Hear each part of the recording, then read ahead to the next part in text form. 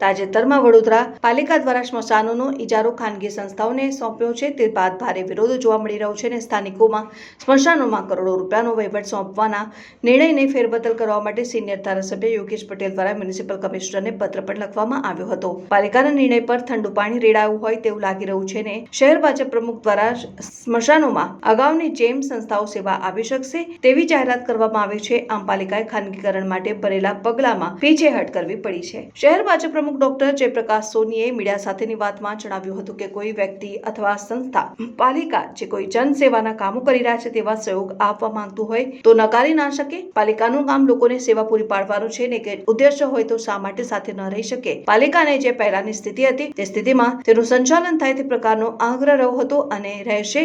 ખાસવાડી વડીવાડી અને માંજલપુર ખાતે જલારામ સેવા ટ્રસ્ટ ચલાવતું હતું અને છાણીમાં સતીશ પટેલના ટ્રસ્ટ દ્વારા સેવા આપવામાં આવતી હતી। નિઝામપુરાનું સ્મશાન પૂર્વ મેયર ભરતભાઈ શાહ દ્વારા સંચાલિત હતું। જે સેવાઓ તેઓ આપતા હતા તેઓ આપી શકશે। જે મેં પણ ટ્રસ્ટ સાથે ચર્ચા વિચારણા કરી છે અને પાલિકાનો સહયોગ રહેશે તેવી વાત થઈ છે। આગામી દિવસોમાં જે પહેલા ચાલતું હતું તે રીતે ચાલશે। પાલિકાએ લોકો માટે સુવિધા કરવી તે તેનું બંધારણ છે। કુલ 27 સ્મશાનો પાલિકા સંચાલિત કરતું હતું। 4 સ્મશાનો ટ્રસ્ટો સંચાલિત કરતા હતા, તે ચાલુ રહેશે। કોઈ વ્યક્તિ અને સેવા આપવા માંગતું હોય તો સેવા લઈ શકાય। કોઈ વ્યક્તિ ડોનેશન આપવા માંગતું હોય તો પાલિકાએ તેને સ્વીકારવું જોઈએ, કારણ કે આ સેવાનું કામ છે। સંસ્થાઓને કયા નકારવામાં આવી નથી। સંસ્થાને કાઢી મૂકી તેવો પ્રયત્ન કર્યો તે ખોટું છે। સંસ્થાઓ સાથે અમે છીએ, તેઓ પણ આગળ આવવા તૈયાર છે। ભવિષ્યમાં સ્મશાનો સારા બને, સુચારુ સંચાલન થાય અને બેસવા લાયક જગ્યા બને તેવા પ્રયાસો પાલિકા હાથ ધરી રહ્યું છે। પરંતુ એવો એક મેસેજ થયો કે ભાઈ સંસ્થાઓને આમાંથી બહાર કરવાની વાત છે, એવું કોઈ વાત છે નહીં। કારણ કે કોઈ પણ વ્યક્તિ અથવા સંસ્થા, કોર્પોરેશન જે કંઈ પણ કામ લોકોના જનસેવાના કરી રહ્યા છે એમાં સહયોગ આપવા માંગતું હોય તો કોર્પોરેશન કદાચ નકારી ના શકે। કારણ કે છેવટે કોર્પોરેશનનું કામ પણ નાગરિકોને સેવા પૂરી પાડવાનું જ છે। એટલે એ ઉદ્દેશ જ્યારે કોર્પોરેશન હોય અને કોઈ ટ્રસ્ટનો અથવા કોઈ વ્યક્તિનો પણ એવો ઉદ્દેશ હોય તો શા માટે સાથે મળીને ના થઈ શકે। એટલે જે પ્રકારના વિષયો, જેની મૂંઝવણો, જે કન્ફ્યુઝન ઊભા થયા હતા એમાંથી આપણે સૌએ બહાર આવવાની જરૂર છે।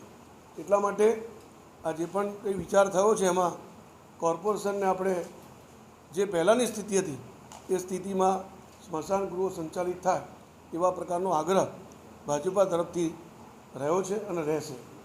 એટલે કે ખાસવાડી વડીવાડી જલારામ સેવા ટ્રસ્ટ ચલાવતું હતું, માંજલપુરમાં જલારામ સેવા ટ્રસ્ટ ચલાવતું, અને છાણી જે સ્મશાન છે એ સતીશભાઈ પટેલ અને એમનું ટ્રસ્ટના માધ્યમથી સંચાલિત થતું હતું। નિઝામપુરામાં એક સ્મશાન છે એ પૂર્વ મેયર શ્રી ભરતભાઈ એમના દ્વારા સંચાલિત થતું હતું। તો જે સેવા એ આપતા હતા એ સેવાઓ તેઓ આપી શકશે એવું ખુલ્લા મનથી કોર્પોરેશને પણ વાત કરી છે।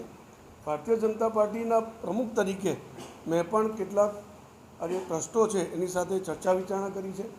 એ લોકો પણ એગ્રી થયા છે અને જે પ્રકારની એમની માંગણી અને લાગણી છે એ જ પ્રકારે કોર્પોરેશન પણ એમનો સહયોગ આ સેવામાં લેશે એવી વાત બધા જ લોકો સાથે ચર્ચા થયા પછી આ વાત થઈ છે।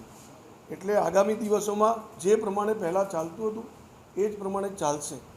પરંતુ જ્યાં પણ વ્યવસ્થાની આવશ્યકતા હશે, કારણ કે કોર્પોરેશને લોકોની સેવા માટે વ્યવસ્થા ઊભી કરવી એવું એના પોતાના બંધારણમાં હોય છે।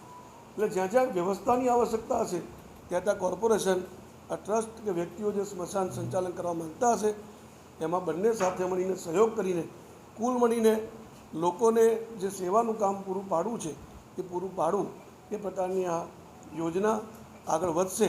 આ પ્રકારની વિષય આપની સમક્ષ મૂકવો હતો, એટલા માટે જ આપ સૌ ઉપસ્થિત થયા છીએ। અને આ નિર્ણય પહેલાં જે હતું એ જ પ્રકારનું કરી દેવું કામ એ પ્રકારનો નિર્ણય છે। એટલે કુલ મળીને 27 સ્મશાનો એવા છે જેમાં કોર્પોરેશન સંચાલિત કરતું જ હતું। 4 સ્મશાનો જે હતા એ કુલ મળીને આ ટ્રસ્ટો સંચાલિત કરતા હતા કે વ્યક્તિઓ કરતા હતા, તો એમના માધ્યમથી આગળ આ સેવાઓ લેવાનું ચાલુ રહેશે। ધન્યવાદ। સૌને નમસ્કાર। આજની આ પત્રકાર પરિષદમાં ટૂંકી નોટિસ પર આપ સૌ પત્રકાર મિત્રો ભાજપા કાર્યાલય ખાતે ઉપસ્થિત રહ્યા એ બદલ સર્વપ્રથમ તો સૌનો હૃદયપૂર્વક આભાર માનું છું। આજની આ પત્રકાર પરિષદમાં ઉપસ્થિત સન્માનીય ધારાસભ્ય શ્રી માંજલપુર શ્રીમાન યોગેશભાઈ,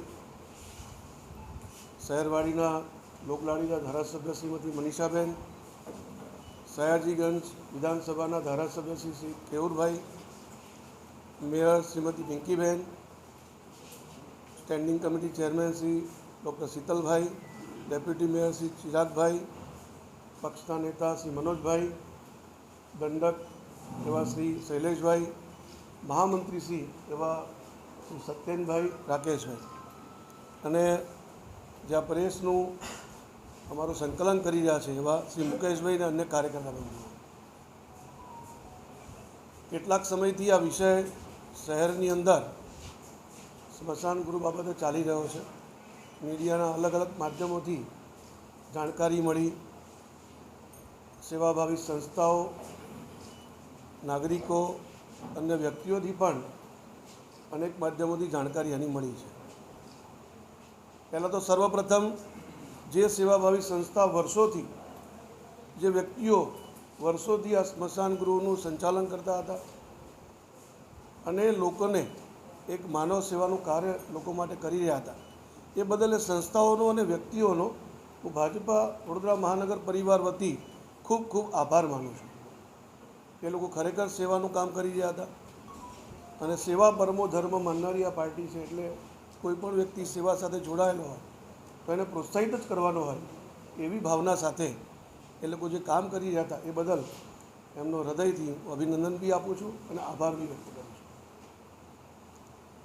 વિષય જે ઊભો થયો હતો કે ભાઈ એવા સેવાભાવી સંસ્થાઓ કામ કરી શકશે કે નહીં કરી શકે, આ વિષય ઉપર ભારતીય જનતા પાર્ટીના પરિવારમાં પણ સંકલનમાં પણ એની ચર્ચા થઈ અને બધાનો એક જે મત બન્યો છે એ મતની જાણકારી આ પત્રકાર મિત્રોના માધ્યમથી આપવા માટે આજે અહીંયા સૌ ઉપસ્થિત છીએ.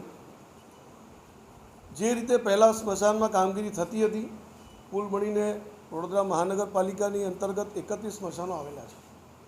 એમાંથી 4 જે સ્મશાનો છે એ ટ્રસ્ટો અને વ્યક્તિઓના માધ્યમથી સંચાલિત થતા હતા. તંત્રને સુચારુ રૂપે કરવા માટે મહાનગરપાલિકાએ જે વ્યવસ્થા ગોઠવવાનો પ્રયત્ન કર્યો છે. પહેલાં સ્મશાનોની સંખ્યા ઓછી હતી, પણ જેમ જેમ ઓછી વિસ્તારો, ઉડાના વિસ્તારો મહાનગરપાલિકાની અંદર આવતા ગયા, ગ્રામ પંચાયતોનો સમાવેશ થતો ગયો, તેમ તેમ આ સ્મશાનોની સંખ્યા વધીને 31 સુધી પહોંચી ગઈ. સ્વાભાવિક છે કે 4 સ્મશાનમાં તો ટ્રસ્ટો વગેરે બધા કામ કરતા હતા, પણ બાકીનામાં વ્યવસ્થા તો મહાનગરપાલિકાએ જ કરવી પડે. તો મહાનગરપાલિકા કોઈ પણ કામ કરે તો કોઈ નિયમબદ્ધ રહીને કામ કરવું પડે. એટલા માટે કોઈ પ્રક્રિયાત્મક પસાર ચાલતું સંસ્થાઓ દ્વારા એમાં વિવાદ ઊભો કર્યો. એ લોકોને આપણે પૂછ્યું નહીં કે તમને કંઈ સગવડ જોઈએ છે કે નહીં, અને ઉપરથી વિવાદ ઊભો કરીને એકદમથી ઓચિંતો નિર્ણય કરીને એમનું પણ અપમાન કર્યું એવું નથી. આમાં નિર્ણય ઓચિંતો થયો જ નથી. આ માર્ચ મહિનામાં નિર્ણય થઈ ગયેલો છે. ઇમ્પ્લિમેન્ટેશનનો સમય આવે એટલે સ્વાભાવિક છે કે કોઈક આમાં ફોલ્સ નેરેટિવ ઊભા કરવાનો પ્રયત્ન કરે. સામે ચૂંટણી છે એટલે એવું લાગે કે આમાં હવે કંઈક આપણે વિષય ઊભો કરીએ, એટલે વિષય ઊભો કરવાની વાત છે. બાકી સંસ્થાઓને ક્યાંય નકારી નથી, પણ એવા પ્રકારના નેરેટિવ અને એવા પ્રકારનું વાતાવરણ બનાવીને જાણે સંસ્થાને આપણે કાઢી મૂકી એવા પ્રકારનો પ્રયત્ન થયો જરા પણ સાચો નથી. આજે પણ અમે સંસ્થાઓ સાથે ચર્ચા વિચારણા કરી, એ લોકો અમારી સાથે જ છે અને એ લોકોએ આગળ આવવાની તૈયારી બતાવી જ છે.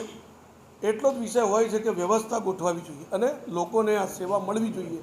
એ વાત સંપૂર્ણપણે સાચી છે અને એ જ પ્રકારે કોર્પોરેશન આગળ ભવિષ્યમાં કામ કરશે.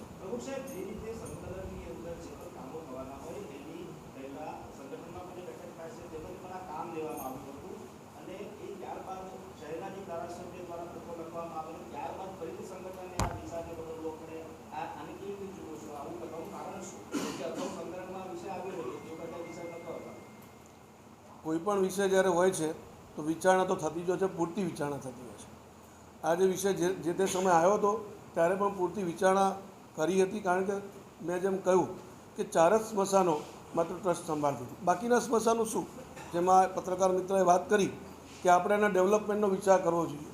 તો જ્યારે કોર્પોરેશન સંપૂર્ણ હસ્તગત લે ત્યારે એનો ડેવલપમેન્ટનો વિચાર થઈ શકે અને આપણને જાણીને આનંદ થશે કે ભવિષ્યમાં સ્મશાનો સારા બને, સુચારુ રૂપે સંચાલન થાય, એમાં લેન્ડસ્કેપિંગ ગાર્ડનિંગ પણ થાય, બેસવા લાયક પણ જગ્યા બને, એવા તમામ પ્રકારના કામો કોર્પોરેશને હાથ ધર્યા છે. ભવિષ્યમાં સ્મશાનોની સ્થિતિ સુધરે એના માટેના પ્રયત્નો થઈ જ રહ્યા છે, પણ કોઈ પણ કામ રાતોરાત થતું નથી. સમયાંતરે આનો વિકાસ ચોક્કસથી થઈ શકશે. સ્વૈચ્છિક સંગઠનનું કામ કરે છે આપવા લાયક છે, પરંતુ ક્યાંથી ત્યાં ખાસવાડી જેવા સ્મશાનની અંદર એ જ સ્વૈચ્છિક સંગઠનના જે સ્વયંસેવકો છે તેઓ દ્વારા મૃતકોના સંબંધી પાસે પૈસા ઉઘરાવવામાં આવે છે, આક્ષેપ પણ થયા છે. એને લઈને શું કહેવું? એટલે જ જેવા આવા આક્ષેપો થયા છે, સાચા ખોટા આપણે નથી પડતા, પરંતુ આની કોઈ વ્યવસ્થા હોવી જોઈએ જેથી કરીને પ્રજાજનોને કોઈ પણ પ્રકારની તકલીફ ના પડે. મૂળ વિષય આપણો નાગરિકોને સેવા આપવાનો છે.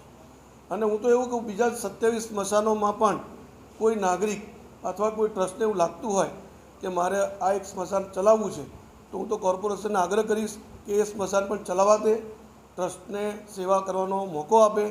કારણ કે નાગરિકોના માધ્યમથી જ્યારે કોઈ નાગરિકોના કામ થતા હોય ને, એનાથી ઉત્તમ કંઈ જ હોતું નથી. અને પ્રજા જ સર્વોપરી છે આ લોકશાહીમાં, એટલે એનો સહયોગ એ ખરેખર હિતકારી હોય છે એવું માનીને કોર્પોરેશન આને સ્વીકાર કરવો જોઈએ.